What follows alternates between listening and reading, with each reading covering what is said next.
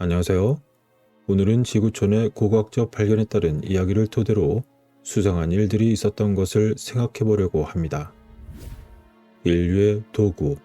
그것은 오래전 석기로 알려진 것부터 오늘날에 이르러 수많은 것들이 있지만 지금까지 발견된 가장 오래된 석기 도구는 약 350만 년 전에 사용된 것으로 추정되고 있습니다.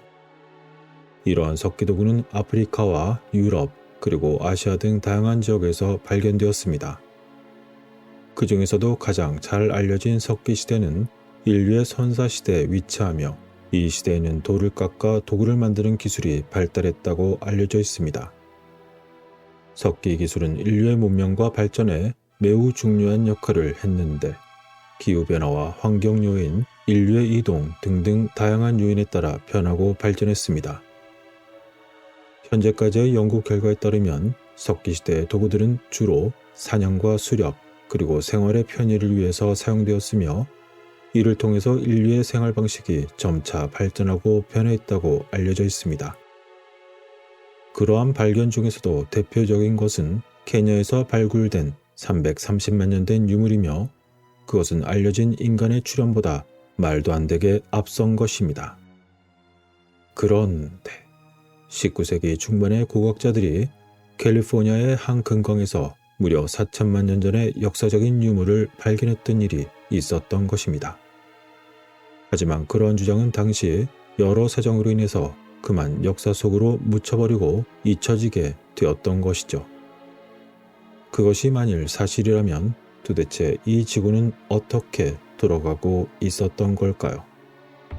여기서 우선 케냐의 로메크위트리 발굴 현장에서 발굴된 330만 년 전이라는 말도 안 되게 오래된 도구에 대해서 알아볼 필요가 있습니다.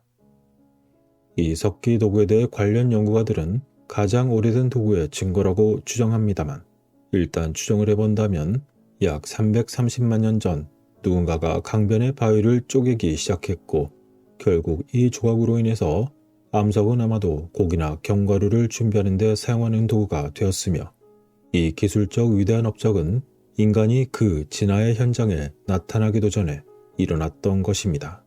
라고 말하겠지만 과연 그럴까요? 이것은 지금까지 발견된 가장 오래된 석기 도구에 대해서 네이처지에 발표된 분석의 결론입니다. 케냐의 말라붙은 강바닥에서 발굴된 초기 망치와 절단 도구로 보이는 상처나 암석의 파편은 이전의 기록 보유물보다 무려 약 70만 년이나 앞선 것입니다.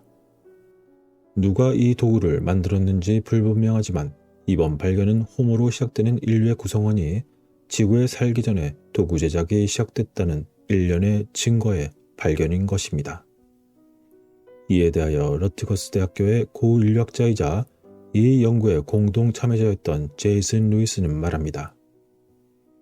이 발견은 우리를 인간으로 만드는 주요 인물들, 즉 석기를 만들고 더 많은 고기를 먹고 아마도 언어를 사용하는 등의 모두가 호모류 인류 등장의 기원이 그 이전부터 동시에 진화했다는 추측을 남기고 있습니다.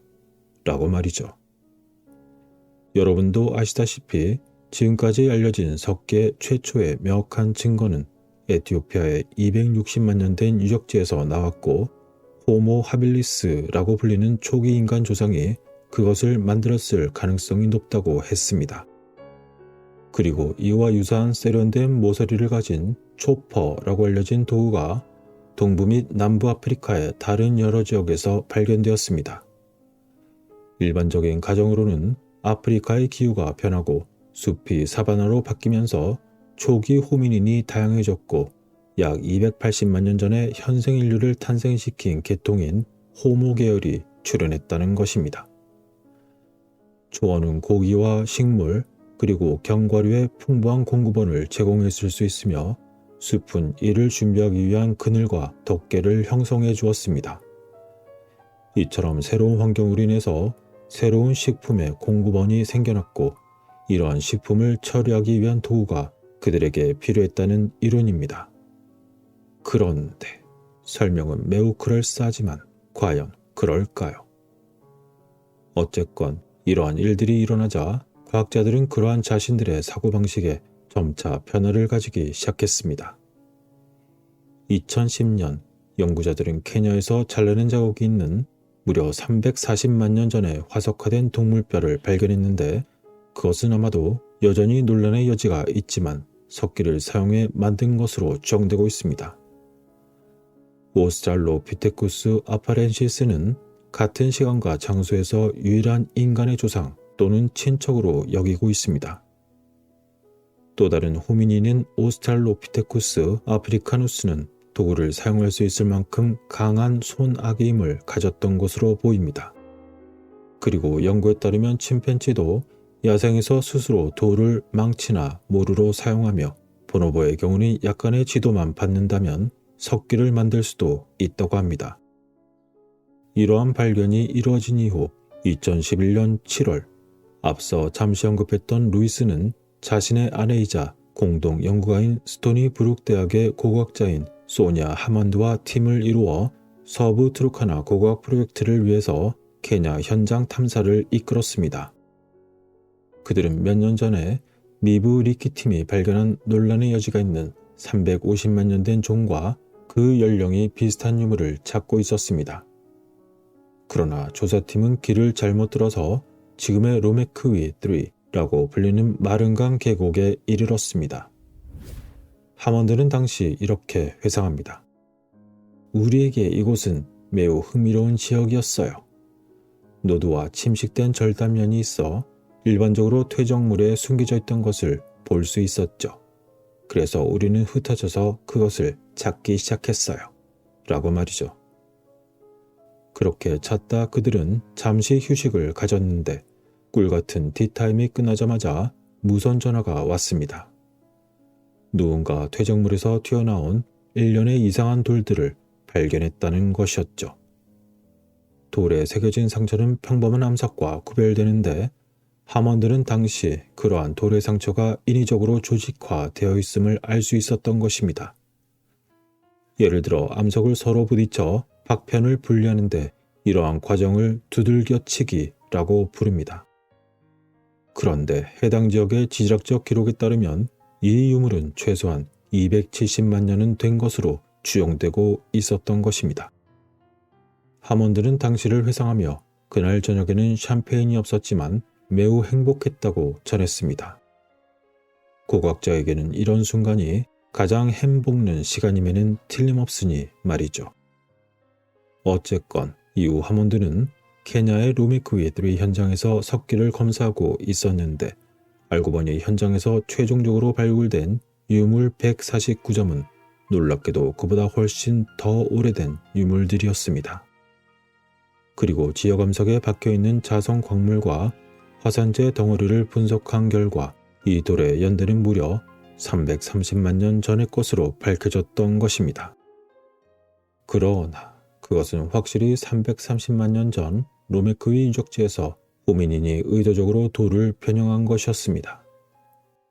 이것은 인류기원 프로그램 책임자였던 고 인류학자 릭 포츠도 인정하고 있었는데 그는 이 연구가 매우 흥미로운 것은 사실이지만 반대로 많은 커다란 질문들을 유발한다고 지적하기도 했었습니다. 그렇다면 이미 발견된 260만 년 된 도구와 새로 발견된 330만 년 된 새로운 유물은 어떤 관련이 있는 걸까요? 간단한 대답은 아무도 모른다 입니다. 여기서 이처럼 매우 수상쩍은 도구의 가장 흥미로운 점은 아마도 누가 왜 어떻게 만들었는지일 것입니다. 하지만 개인적으로는 거기에 더하여 그토록 오랜 세월 동안 세상은 어떻게 들어갔으며 지금에 이르렀던 걸까 하는 것입니다. 어쨌건 도구는 오래전 초고대의 도구 제작자가 돌을 평평한 바위에 놓고 무언가로 돌을 깎아냈을 수도 있고 아니면 도구의 제작자가 두 손으로 돌을 잡고는 평평한 기반함에 부딪혔을 수도 있습니다. 그러나 올드한 도구를 만든 초기 인류는 완전히 다른 방법을 사용했는데, 즉 양손에 돌을 쥐고 딱 맞는 정확한 각도로 정확한 힘을 사용해서 그것을 두드리는 것이었고, 이 방법에는 더 많은 손재주가 반드시 필요했을 것입니다. 그렇다면 그러한 재주를 가진 자가 누구인지 관해서는 과거 미브리키 팀이 확인한 종이었던 캐니언트로포스 플라티옵스가 유력한 용의자일지도 모릅니다. 만일 그것이 사실이라면, 또는 로메크의 도구가 인간 종족 이외의 다른 종에 의해 만들어진 것이라면, 우리의 진화를 이끈 동일한 요인 중 미지의 일부가 다른 먼 사촌인 인류의 발달을 주도했을 수도 있다는 걸까요? 그러나 알려지지 않은 인류가 한때 이 지역에 거주하며 자신들의 도구를 만들었을 가능성도 전혀 배제할 수는 없습니다. 하지만 그들은 인류 이전에 인류와는 또 다른 인류로서 새롭게 재탄생될 유전자를 가지고 있었으며, 우리 인류는 현재 우리가 생각하는 것과는 완전히 다른 선택적인 압력에 반응하여 지금에 이르렀을지도 모릅니다. 그런데 앞서 잠시 언급한 캘리포니아의 한 금강에 4천만 년 전의 고대 유물은 이러한 이야기에 어째서 빠져 있는 것이며, 그것은 도대체 어디로 사라진 걸까요? 학계에서 감당하기 힘들 정도의 오래된 유물은 캘리포니아의 한 금강에서 19세기 중반에 고고학자들에 의해서 확인되었습니다. 당시 광부들은 산과 금강의 여러 지역에 있는 터널에서 돌과 인간의 잔해로 만들어진 대량의 유물을 확인했습니다. 광산 지역 전문가들은 그 뼈와 유물들이 에오세가 지층, 즉 대략 3,800만에서 5,500만 년 전에 해당하는 위치에 있다고 생각했습니다. 이 정보는 최고 등급의 지질학자 캘리포니아의 제이드 휘트니의 캘리포니아 시에라 네바다의 금을 함유한 요석이라는 책이 하버드 대학교 피바디 비교 동물학 박물관의 도움으로 게시되면서 드러났습니다. 그러나 아쉽게도 이 책은 인간 기원에 대한 다윈주의적 관점을 반영했기 때문에 진화론에 밀려 의학 담론에서 삭제되고 말았습니다. 어쨌건 1849년에 시에라 네바다 산맥의 강바닥 자갈 속에서 금이 발견되었었는데, 이 발견은 다양한 모험가들을 도시로 끌어들였습니다. 처음에 한 광부는 하천 바닥으로 흘러들어온 자갈을 처리하여 금 조각과 금 덩어리를 찾았습니다. 그러자 금채굴 기업은 그곳에 더 많은 자원들을 신속하게 도입했습니다. 그들은 산비탈의 수갱을 뚫고 그것이 이어지는 곳 어디에서나 자갈 퇴적물들을 관찰했으며, 다른 사람들이 경사면에서 금색의 귀석 자갈을 제거하기 위해 물 분사기를 과다할 만큼 사용했습니다. 그러다 광부들을 통해 수많은 석조 유물과 인간의 뼈가 발견되었던 것이죠.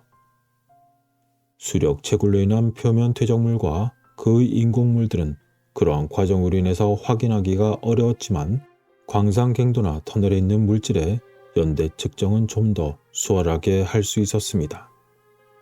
그런데 앞서 잠시 언급한 지질학자 휘트니는 지질학적 기록을 보고는 그곳에 금서감이 최대 플라이오세 시대에 있었던 것으로 나타났다고 말했던 것이죠. 그러나 일부 과정으로는 몇 개의 자갈 퇴적물이 시신새로 되돌아올 수도 있으며, 산의 지층을 통해서 많은 수갱이 밀려나 그 후 금빛 암석에 도달했을 수도 있습니다.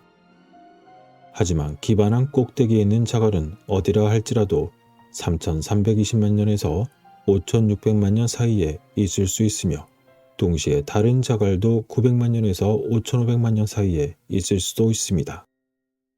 그러나 여기서 중요한 점은 당시 휘트니 교수가 오늘날 주장되는 인류 진화의 이야기를 완전히 뒤집을 수 있는 그의 주장을 뒷받침할 엄청난 양의 증거를 가졌다는 것입니다.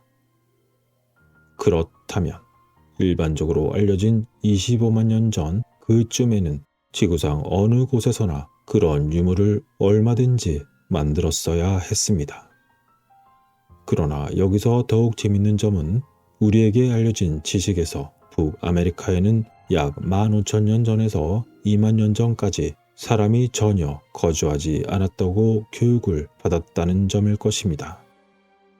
만일 이러한 도구가 일반적으로 우리가 생각하듯 인류만의 전용물이 아니었다면 인류 이전의 누군가의 흔적일 수도 있는 걸까요? 가장 오래된 놈이 그 다음 놈이 아닐 수도 있고 지금의 현생 인류가 그 놈도 또는 그 전 놈도 아니었으며 어쩌면 어떤 놈인지 알 수 없는 그 놈의 유전자가 우리 어딘가에 남아있을 수도 있는 걸까요? 모든 판단은 여러분의 몫이며 선택입니다. 끝까지 시청해주신 구독자분들과 많이 부족함에도 멤버에 가입해주신 고마운 회원님들께 깊은 감사의 마음을 전하며 다음 영상에서 뵙겠습니다.